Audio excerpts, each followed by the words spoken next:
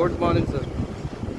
आज मैं वेल्डिंग संबंधित सुरक्षा के बारे में बात करूंगा, स्पेशली इंडस्ट्रियल सेक्टर में और कंस्ट्रक्शन फील्ड में मैकेनिकल जो भी काम होते हैं इसमें स्ट्रक्चरल जॉइंट करने का काम, पाइपिंग का काम, इसमें वेल्डिंग का काम बहुत ज़्यादा मात्रा में होता है। और वेल्डिंग काम में हैजार्ड्स बहुत होते हैं।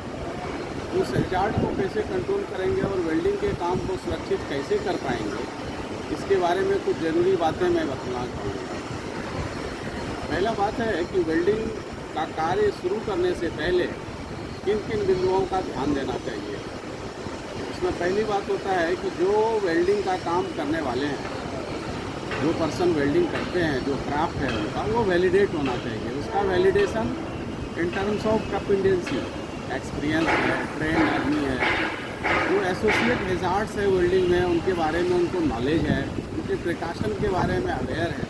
इन सब बिंदुओं को जांच करके जो वेल्डिंग पर्सन है, वेल्डिंग करने वाले वेल्डर, उनको हम वैलिडेट करना चाहिए। और यदि वैलिडेशन का काम होता है तो फिर उनको कार्य पर लगाते हैं। दूसरी बात होती है इम्पोर्टेंट कि जो वेल्डिंग मशीन है उस मशीन का इंस्पेक्शन होना चाहिए। इंस्पेक्शन में हम लोग चेक करते हैं कि उस मशीन में ELCB कनेक्शन बराबर लगा हुआ है, वो 30 milli ampere rating tracking capacity है, उनके केबल, उनका इंस्पेक्शन डेट, उनकी वैलिडिटी डेट, उनका टर्मिनेशन जो केबल के साथ है, उनकी बॉडी अर्थिंग, उनकी मेन अर्थिंग, वो सही है या नहीं है। तो मशीन इंस्पेक्टेड यदि है तो फिर उस मशीन से काम लिया जा सकता है। तो ये दूसरी बात हुआ कि मशीन का इंस्पेक्शन करना है। और नंबर थर्ड है केबल लेआउट।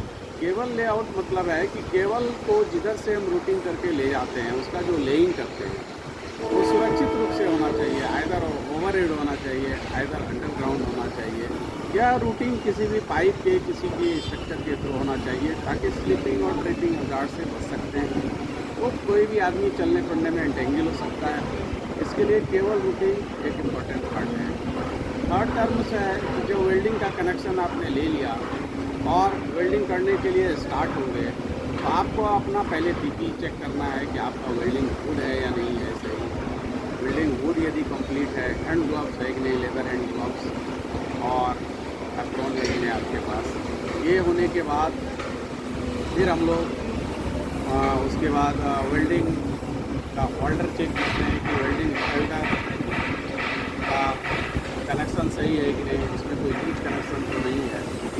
इसके बाद चौथा पॉइंट है इसमें कि जब कोई वेल्डर वेल्डिंग करता है तो उसको पहले वुड प्रिपरेशन करना है, सराउंडिंग एरिया देखना है, कोई फ्लेमेबल मटेरियल तो नहीं है, कंबस्टेबल मटेरियल तो नहीं है, उसको रिमूव करना है। और उसके बाद सबसे ध्यान देने की बात है कि जो इन जनरल कॉमन मिस्टेक करते हैं कि वेल्डिंग करने के समय में और करने के बाद के बीच में एक बात होती है, वो ये है इम्पोर्टेंट कि वेल्डिंग होल्डर में वेल्डिंग रॉड लगा करके लोग छोड़ देते हैं। यदि आप वेल्डिंग होल्डर में रॉड लगा के छोड़ देंगे तो क्लोज सर्किट है। उस समय कोई भी यदि वस्तु टच करता है, कोई भी मेटल मटेरियल टच करता है, कोई भी मेटलिक मटेरियल टच करता है, या कोई भी दूसरी वस्तु से टच करता है, कोई पर्सन टच करता है, तो उसमें शॉक लगने की चांसेस हैं। तो शॉक लगने के जो खतरे हैं वो वेल्डिंग के काम में ज़्यादा हैं। इसलिए ऐसा आप मिस्टेक ना करें कि उसमें वेल्डिंग होल्डर में आप वेल्डिंग रॉड लगा करके छोड़ दें। ये बहुत ही कॉमन मिस्टेक है और इस पर ज़्यादा ध्यान देने की ज़रूरत है। थर्ड थिंग होता है कि जब वेल्डिंग का काम कर रहे हैं, कंटिन्यूस काम करते करते जो वेल्डिंग के रॉड होते हैं, जो स्टफ बोलते हैं, उन स्टफ को आप कलेक्ट करके किसी बॉक्स में, किसी मेटल के बॉक्स में उसको सुरक्षित रूप से रखें। आसपास के एरिया पे ध्यान दें, कहीं स्पार्क उसका बाहर नहीं जा रहा है, कहीं स्पार्क उसका नीचे की तरफ नहीं जा रहा है, दूसरे मटेरियल में लगने से उसमें स्पार्क जा सकता है। और सबसे इम्पॉर्टेंट चीज़ है कि बीच में जब आप काम छोड़ते हैं, कुछ रेस्ट करते हैं या टी टाइम होता है, उस इंटरवल में आपको ये ध्यान देना है कि उसका सॉकेट निकाल दें, जो कनेक्शन सॉकेट है उसको निकाल दें ताकि उसमें एनर्जी फ्लो नहीं हो। और जब आप फिर से रिटर्न होते हैं काम पर, तो आपको चेक करना है कि आपका वेट तो नहीं है, बॉडी और हाथ पैर कहीं पर आपका भींगा हुआ नहीं रहना चाहिए, तो उसमें करंट फ्लो के चांसेस रहते हैं। इसके लिए वो ड्राईनेस होना चाहिए पोजीशन, एरिया पूरा ड्राई होना चाहिए। एरिया में यदि कहीं पर वेट है या भींगे हुए हैं, पानी से कुछ हुआ है, तो वहाँ पे करंट फ्लो के चांसेस ज़्यादा हैं। सेकेंड थिंग एक होता है कि वेल्डर हमेशा हेल्पर का मदद लेते हैं कि हमको केबल ले आओ, हमको वेल्डिंग हेल्डर ले आओ, शिफ्ट करो।